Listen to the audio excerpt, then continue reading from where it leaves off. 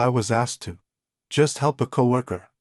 A month later, I was blamed for her failure. I'm still not sure whether I'm actually in the wrong here or if I was just very skillfully used. That's why I'm posting. I need an outside perspective. I work at a mid-sized company. Not a startup, not a corporation, somewhere in between. I'm not a manager, but I'm not junior either. I'm just the kind of person who usually gets things done and doesn't cause problems. And as it turns out, that was my biggest mistake. How it started. A new employee joined our department. Let's call her Emily. Young, confident, great resume. Management introduced her as a strong addition to the team. A few days later, my manager came to me and said, "Can you help back Emily up a bit? She's still getting up to speed." I didn't see anything wrong with that. Everyone is new at some point. I agreed. At first, it was small stuff. Explaining internal rules. Reviewing a file. Showing her where things were. But very quickly, helping out turned into something else. How responsibility quietly shifted to me. Emily started sending me tasks. Just to review. Then, "Can you double-check this, just in case?" Then, "Can you do it? I'm running out of time." I thought it was temporary. That she was still adapting. But I noticed something strange. In meetings, she sounded confident, like everything was under control. Meanwhile, most of the actual work was increasingly ending up on me. When I tried to carefully say that it was becoming hard to handle both my work and hers, she replied, "Don't stress, I'm just asking for help." And every time, it felt like I was the one overreacting. The project that broke everything. A month later, we were assigned a major project. Emily was formally put in charge. But the client messaged me. Revisions came to me. Deadlines somehow became my problem. I started feeling anxious. I wasn't officially responsible, but everything was resting on me. I even asked the manager a few times to clarify roles. He brushed it off. "Your team, figure it out among yourselves." The breaking point. The project didn't go as planned. Not a disaster, but the client was unhappy. At a general meeting, the manager said a sentence I'll never forget. "We need to figure out who made these mistakes." And he looked at me. I was genuinely stunned. Emily stayed silent. The team stayed silent. And the manager continued, "You were involved in all the key moments, after all." I felt something inside me snap. After the meeting, the atmosphere in the team changed instantly. Some people looked at me with sympathy. Others became distant. Emily acted like nothing had happened. That evening, I opened work chats and email, and for the first time, I looked at everything not as a contributor, but as an outsider.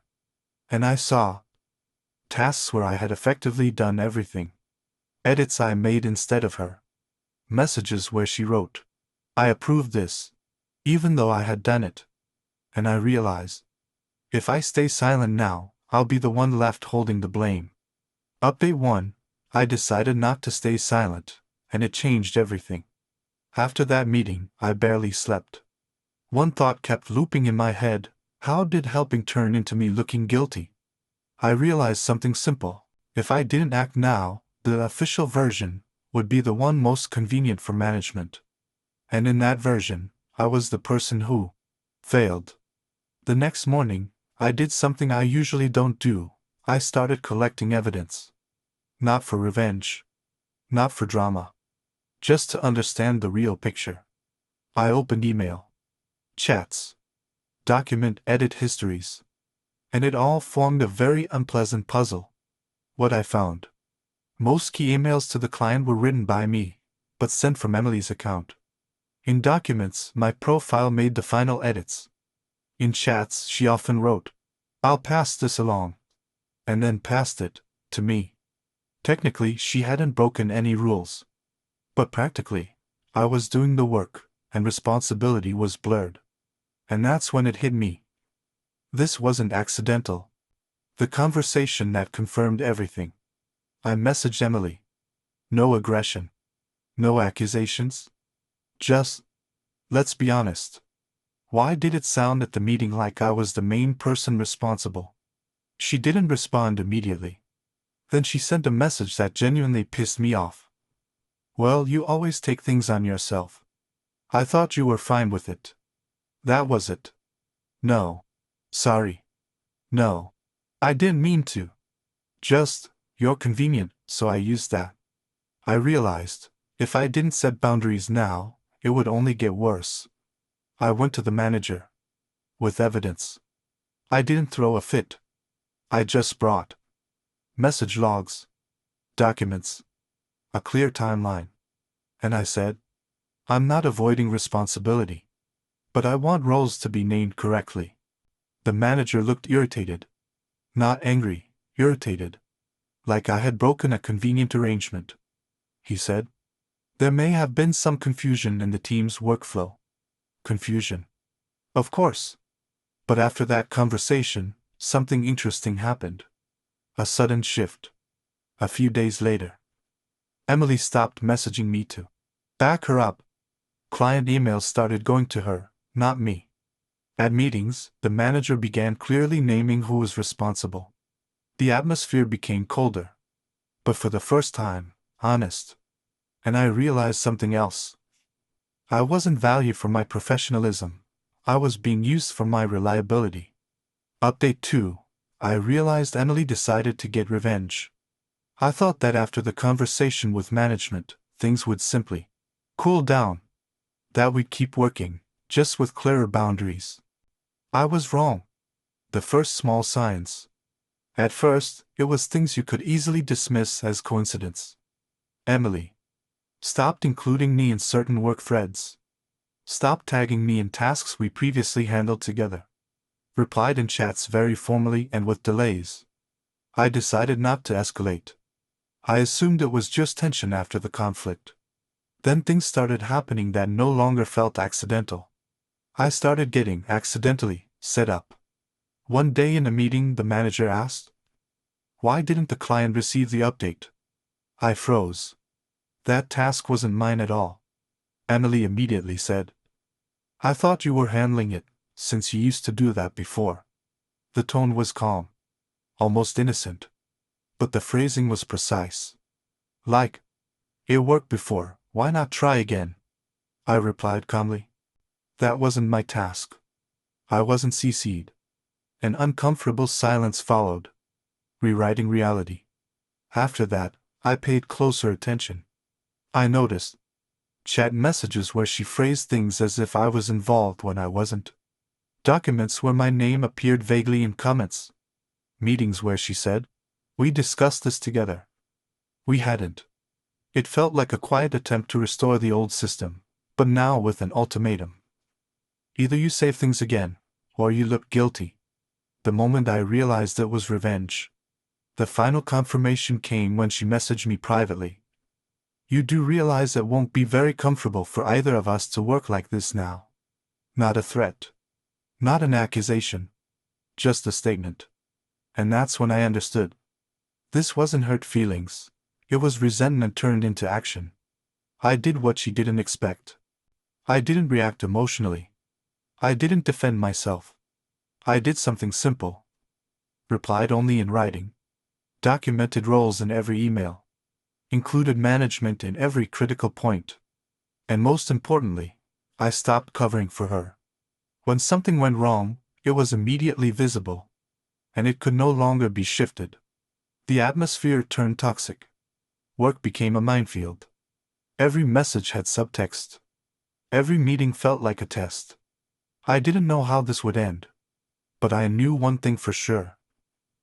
I was not going back to my old role. Update 3, HR got involved, and it became clear who was playing dirty. After weeks of passive-aggressive tension, I received an email titled, Request for a quick sync, from HR. I immediately knew this wasn't quick, and it definitely wasn't just a sync. How it was framed. The HR manager was extremely polite. Everything sounded like, we just want to hear different perspectives. This isn't an accusation. We support healthy communication. Then came Emily approached us. She said she feels pressure and a lack of support from you. I wasn't surprised. What I was being accused of between the lines. Officially, nothing. Unofficially, a lot. You suddenly stopped helping. You're creating tension. Team synergy has suffered. So the problem wasn't mistakes. The problem was that I stopped being convenient. My move. I didn't argue. I opened my laptop and calmly showed chat logs, edit histories, task timelines, the exact points where responsibility quietly shifted. I said one sentence. I'm not against helping. I'm against blurred responsibility with one-sided consequences. The room went very quiet. When the mask slipped, HR asked, "Did you discuss this directly with Emily?" I replied, "Yes." And after that, attempts began to portray me as involved in tasks I wasn't part of. That was the turning point. Because that no longer sounded like a style conflict. It sounded like manipulation. The outcome. Formally, both sides were instructed to follow clearly defined roles. Responsibilities were documented. HR kept the situation under observation. Unofficially, Emily stopped speaking to me entirely. The manager began communicating with us separately. Every mistake she made was now documented. And most importantly, no one hinted that it was my fault anymore. What I understood. Emily didn't want to solve the problem. She wanted to regain control. And when that didn't work, she went to HR hoping the system would make me the villain. This time, it didn't. I don't know how this will end. I'm not a hero. I didn't win. But I no longer stay silent. And I no longer let reality be rewritten. Final. The mistake that cost the company money. And the truth that couldn't be twisted. I delayed writing this ending because I honestly didn't know how it would end. Now I do. And it's not the ending I expected. But it was probably the only possible one. The mistake that couldn't be hidden. Everything happened fast. Emily was leading a direction involving a major client. A large contract. One of those where a mistake means real financial loss, not just, "We'll fix it." At some point she approved changes without written confirmation. Missed a key legal detail. Sent the client a final version that didn't match the agreement. The result. The client pulled part of the contract and filed a claim. The company lost serious money. The attempt to make me the scapegoat. And then came what I had unfortunately expected. At an emergency meeting, Emily said, "I didn't work on this alone. We discussed it together."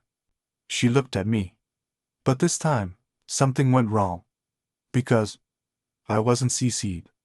My approval wasn't there. There was zero record of my involvement. Instead, there were clear logs showing she made the decisions. HR already had context. Management already knew the history. And most importantly, I was no longer covering mistakes. The moment reality won. When she was asked to show where exactly we discussed this decision, she couldn't. There were explanations, confused statements, references to verbal agreements. It wasn't enough. That was the rare moment when facts beat narrative. The company's decision. A few days later, I was called in separately. They said, "We reviewed all materials. You are not responsible for this situation." Then they added, "We are terminating our collaboration with Emily." No drama. No yelling. Just a fact. She was fired. After everything. I didn't feel happy. And I definitely didn't feel victorious. I felt tired. Because if I hadn't gone to management, documented boundaries, stopped being convenient, I would be sitting in her place right now. What I took from this. Being reliable doesn't mean being defenseless. Help without boundaries is a trap. I'm still at this company. But I'm not the same employee anymore. I don't take on. A little bit not mine. I don't silently rescue. I document. And maybe most importantly, I'm no longer afraid of being inconvenient. because the convenient ones are always first in line when someone needs a scapegoat.